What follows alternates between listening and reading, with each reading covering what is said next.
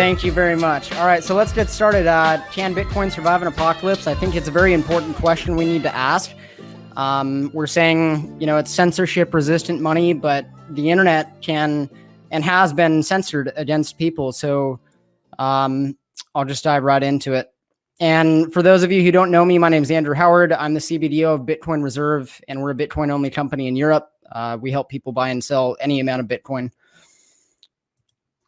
Okay, so we hear this argument a lot from people who like gold, and I put my funny Simpsons meme in there. And, it's a legitimate question. They say Bitcoin isn't physical. They can just shut off with a switch. I can understand their concern, but in this presentation, I'm going to show why that's actually not the case and why Bitcoin is quite robust in this situation. So here's a video that I edited from the World Economic Forum. I took some of the main parts and included it in here. Pretty much they talk about some sort of event where the internet gets shut off, and they talk about cyber attacks. So here we go. Can I just play it from here? The COVID-19 pandemic has shaken our economies and societies to the core, shown us how vulnerable we are to biological threats. In the digital world, similar risks are being overlooked right now. A cyber attack with COVID-like characteristics would spread faster and further than any biological virus. You see, the only way to stop the exponential propagation of a COVID-like cyber threat is to fully disconnect the millions of vulnerable devices from one another and from the internet.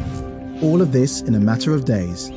A single day without the internet would cost our economies more than $50 billion US, and that's before considering the economic and societal damages should these devices be linked to essential services such as transport or healthcare. As the digital realm increasingly merges with our physical world, the ripple effects of cyber attacks on our safety just keep on expanding at a faster pace than what we're preparing for.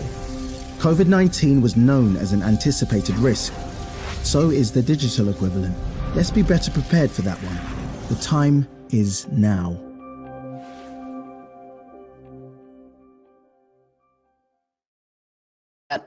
Here, that organization that wants us to own nothing and be happy. Take what you want from that video, but if you look at the past, they have very questionable and accurate way of sort of predicting things, and they have significant influence over the world. So I'll leave it at that, but that's something that we should be keeping in mind. So the information I'm going to show you now is coming from a website called Jigsaw, which is a unit of Doodle, and they track internet censorship in different parts of the earth. So here's a case from 2011. The Bay Area Rapid Transit, the government agency in charge of San Francisco's subway system, shut down mobile service at 4 stations to suppress protesters. In Ecuador, similar situation. The government basically shut off the internet from the people. Toto, again, anti-government protests, and the government shut the internet down. And I'm going pretty fast through this just because I'm limited on time. So again, Sudan, another situation. Myanmar, very interesting. They have not had internet service in over 2 years, and it's affecting over 1 million people. So it's a real issue. Here's an interesting statistic. So while data prior to 2016 is patchy and the true total number of internet shutdowns is likely unknowable, nearly 850 intentional shutdowns have been documented and verified over the last decade. Out of these 850, 768 shutdowns across 63 countries have taken place just in the last 5 years. So it's increasing. So let's think about this situation. Let's get more granular. If an apocalypse happened, what would be cut off? So we would have no internet, the power grid would be down, the food supply would be cut off, most likely, water supply cut off as well, and then gas and public transportation would not be an option. So very, very lovely situation we would be in here. But here's the beautiful thing about Bitcoin. Even if the internet and power get shut off in your country, you can still run a node and send transactions, which is quite amazing. And Bitcoin is actually the only form of money that you can move around with and send during some sort of apocalyptic scenario. So you can't send your gold, right? Because gold isn't that portable, and try and take gold around with you in a situation like this, and you're either going to be robbed or extremely stressed of being robbed. So you can't send your fiat currency, because if an apocalypse happens, or if the internet gets shut down, or the electricity, your bank's going to be closed. Okay. And Bitcoin never turns the lights off for business. Bitcoin is always open. Can't send your real estate. Obviously, it's not a portable store of value. You can't send your fine art or wine, and you can't send your shit coins because they're not decentralized. And I'm going to get into how Bitcoin is and how it's beneficial in this situation. So yeah, you can send your Bitcoin. And why is it more robust than any other network? Why? First of all, so it's decentralized. Let's say your nation state shuts off the internet or the power. There's always going to be some person in some other part of the world who is running a node and who's mining. So, horrible things could happen to you in your specific country, but somewhere on Earth, because of the decentralized nature of Bitcoin, somewhere on Earth, somebody's going to be keeping the Bitcoin network alive. It's permissionless, so your bank, like I mentioned, would be down during an apocalypse, and you need permission to send your money. With banks, you don't need permission with Bitcoin, so you can still send transactions in this situation. It's very secure. It's inconceivably secure, actually. So SHA 256, the World Economic Forum was talking about cyber attacks and hacks. The odds of Bitcoin being hacked is just ridiculously unlikely. So, and the odds of getting this same hash as somebody else are 1 in over 115 quadrivigintillion, which is a real number. So the amount of possible hashes that can ever exist are 2 to the 256th power, which is this number. And that's actually larger than the number of atoms in the known universe. And finally, transactions can be sent offline. And the reason why is, we think of using the internet to send data, but Bitcoin is data, and data can be sent through many different forms of communication, which I'll be going into. So real quick, if you have not seen this website, it's called BitNodes, and essentially what it does is they track the locations of nodes running all around the world. So you can see here, there was a conference a few years ago called the Magical Crypto Conference, and Adam Back mentioned that, if there was a nuclear war happening between America and China, or Russia and America, or whatever, the Bitcoin network would still be alive. And you look at this map here, there are people participating in the network all over the planet. Okay. And again, with these previous attacks, what we've seen is it's individual nation states shutting off the internet. So again, there are going to be other locations on Earth that obviously have internet that can keep the network alive. Let me check how I'm doing on time. All right. So you can run a node without the internet. And Blockstream has satellites in space, which is pretty amazing.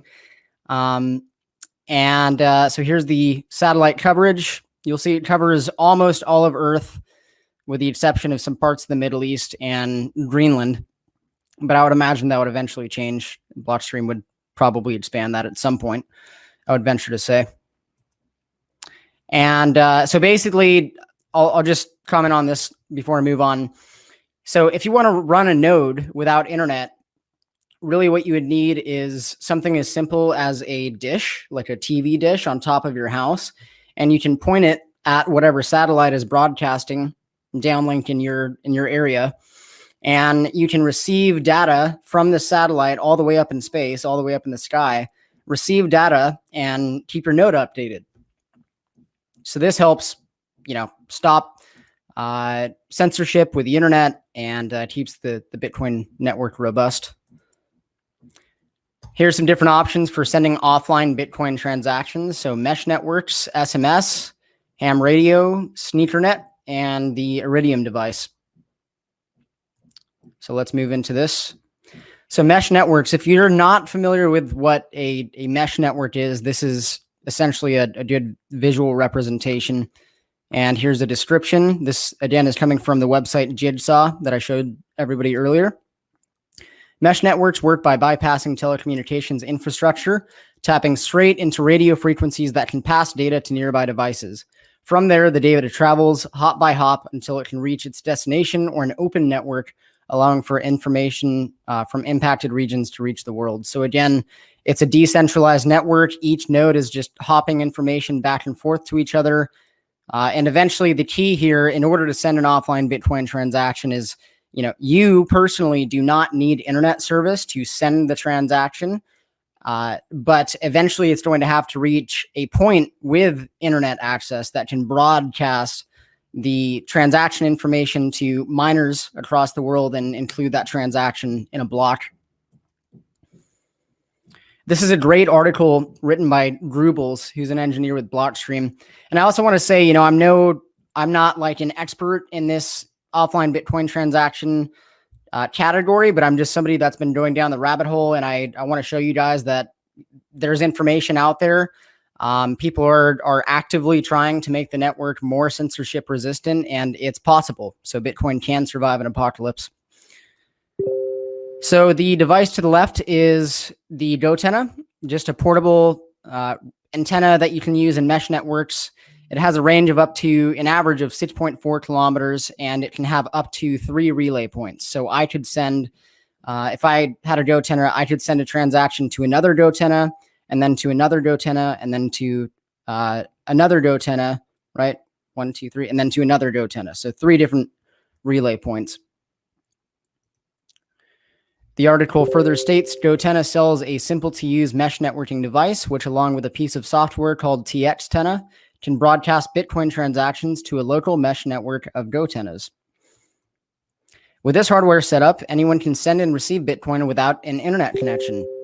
It's resistant to network outages and can also maintain uptime through power outages, since all of the hardware is run off batteries.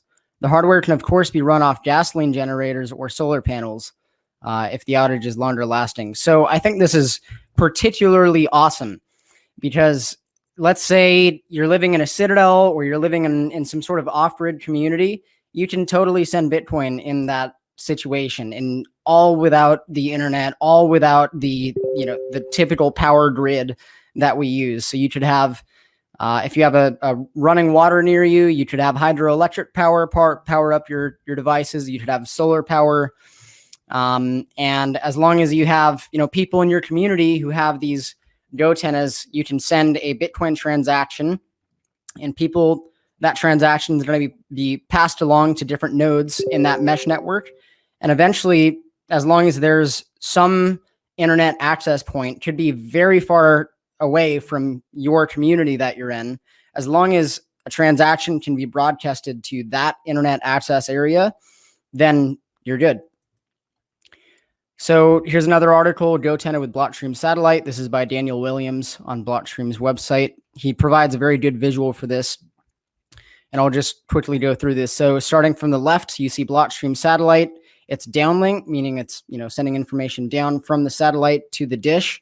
The dish is updating, the computer is updating its node, and from there, this computer can send information about the Bitcoin network to people in his local mesh network. If you look at the guy on top, he just has an internet and a GoTenna, and he can send a Bitcoin transaction via SMS. And if that reaches a radio tower, then that transaction from an SMS message can be broadcasted to the Bitcoin network. And from the bottom, you'll see, this person, all you would really need is a GoTenna and a phone as well in order to just send an offline Bitcoin transaction. You go to the right.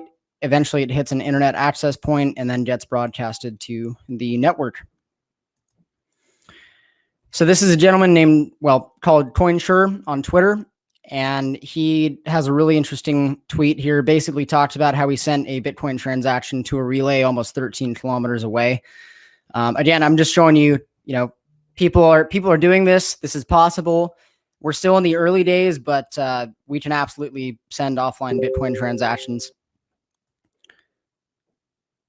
So just to give you guys a visual, here is a video from Samurai and Mule Tools about what it looks like to broadcast an offline Bitcoin transaction using a GoTenna. Go ahead and play it.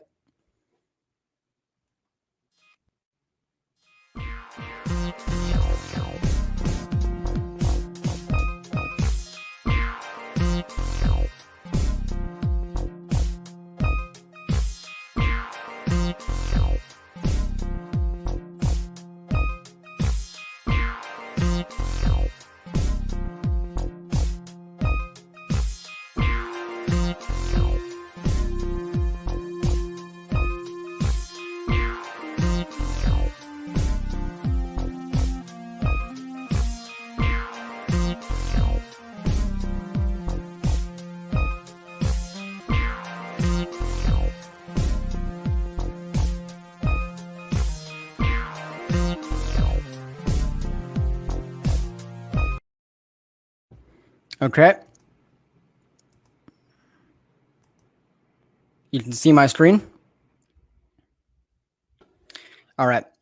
So this is another interesting article by Pavel Rusnak. He is the co-founder of Lightning Labs.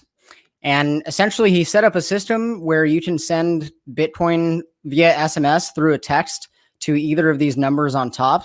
And the system he set up will take that binary transaction info and submit it to the greater internet so it can be broadcasted. So you can literally send Bitcoin through a text message. It's pretty crazy. And cool tweet here by Nick Fogel. He's a founding member of CASA. He says, if cellular, Wi-Fi, and the entire power grid go down, I can still send Bitcoin from anywhere in the world with this little guy. Totally portable and no dish necessary. So what is he using? He's using an Iridium device called a rock block, which is on the left. And in this article, Nick wrote, he provides a very fancy visual representation of what's happening. So pretty much, starting from the right, he's got his Iridium device, the rock block, and he is sending the Bitcoin transaction all the way up to that satellite. And the satellite sends the information back down to a ground port, an Iridium gateway, which has internet access. So he does not need internet. He doesn't need power from the grid. He could totally do this in an apocalyptic situation without internet. So, and that's a really beautiful thing if you think about it. If people are in a horrible situation and they don't have power, they don't have internet, and for some reason, if they need to get money out of their hands and into a loved one or something like that, they can still do it. And so there's also amateur radio. And again, Bitcoin is data, and data, can be sent through sending certain, it's pretty crazy if you think about it, can be sent through certain frequencies being propagated in the sky. And you can literally bounce frequencies off of the sky back down to Earth. And here's an example of radio being used for a Bitcoin transaction. This is from NVK, Rodolfo Novak. He is the CEO of CoinKite. He did a Lightning Network invoice offline transaction through ham radio from Toronto, Canada to San Francisco. Here's a quick video. I'm going to play it on my end. So here's an offline Bitcoin transaction through ham radio.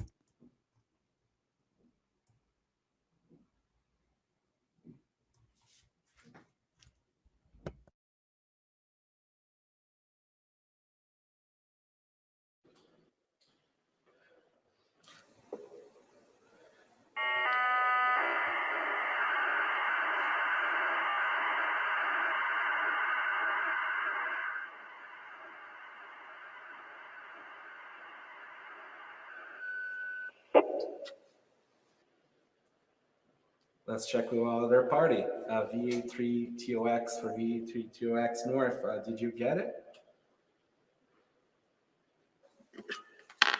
Yep, I got it, and I broadcast it. The transaction hash is 4F26BBF6684, and so on. Talk later, VA3TOX North. Pretty cool. Okay, just give me a second. I'm going to change. All right, so the last one is really unique. It's called Sneakernet, and this term, was coined because the idea is somebody could be wearing sneakers and they could be technically sending a Bitcoin transaction. Really, all you would need to do is take, again, the binary transaction info that you need to be broadcasted to Coin Network, and you would print all of that info on a piece of paper. And you could just hand it to somebody and they can go wherever. And eventually, if they end up somewhere with internet, they can just plug in that info and have that info broadcasted to miners who can then include that in a block and have the transaction confirmed. One of the last things I want to touch on is Citadels and independent living. So the reality is that under some sort of horrible apocalyptic situation, Bitcoin likely would not be the first thing that you're worried about. And what you're going to be worried about is your food supply, your water supply, transportation, housing, and your own personal security. The really cool thing is that Bitcoin allows us to create citadels and become more independent. and independence from centralized supply chains is the best preparation for an apocalyptic scenario. You know, it's pretty cool that we can just take our wealth with us wherever we want. And, you know, right now people are choosing jurisdictions that favor freedom, and people want to exit this system, being stuck in a city or stuck in a situation where we have to ask permission for basic things we need to stay alive. So just a quick thought there. And again, you know, you ideally in your Bitcoin Citadel, you could set up a network where if the internet was shut off for some reason, or if the power grid was shut off, you could still actively participate in Bitcoin. And I want to end this presentation with a good quote from Hal Finney. He says, "The computer can be used as a tool to liberate and protect people rather than to control them." That's what Bitcoin is. I want to give a special thanks to CoinSure NZ. I recently interviewed him on my podcast, and he helped me out a lot with putting this information together. And also to John Yukon, who's the developer with the company that I work for, Bitcoin Reserve. Both of these guys really helped out a lot, and I really appreciate it. And here is my contact info in case you want to get a hold of me. Andrew, this was really awesome, I have to say. I think really great content right here. Thank you so much for sharing this. You probably will have some fans for this, and I think there's an article based on the same topic releasing soon. Yeah, somebody said pretty deep rabbit hole. Yeah, it's a really deep rabbit hole, and like the possibilities are endless. Again, like it's crazy to think that all you have to do to send money anywhere on the world is you can just send certain frequencies in the air that we can't even see, and it eventually hits somebody who can broadcast that to the Bitcoin network. So pretty amazing. Anywhere on Earth, clap music, bring it on. Yes. You can. Yeah, it's crazy, man. I have to admit, I wasn't that deep into the rabbit hole. I knew that, like Adam Back was talking about it. I think I heard some podcast where it was talking about the frequent, like sending transactions via frequencies and radio sequences, and like it's just crazy. Like you're going deeper into it, you kind of feel, as you say, it's as we heard before, also Bitcoin is inevitable because it's so strong and it's like so resilient to whatever would happen. There's a way it could still find its way and will find its way. And yeah, I think you did a great job to demonstrate how it is. And yeah, Andrew also thinks you did a great job. I'm impressed, man. Very nice. Thank you for the presentation. Cool. Yeah, absolutely.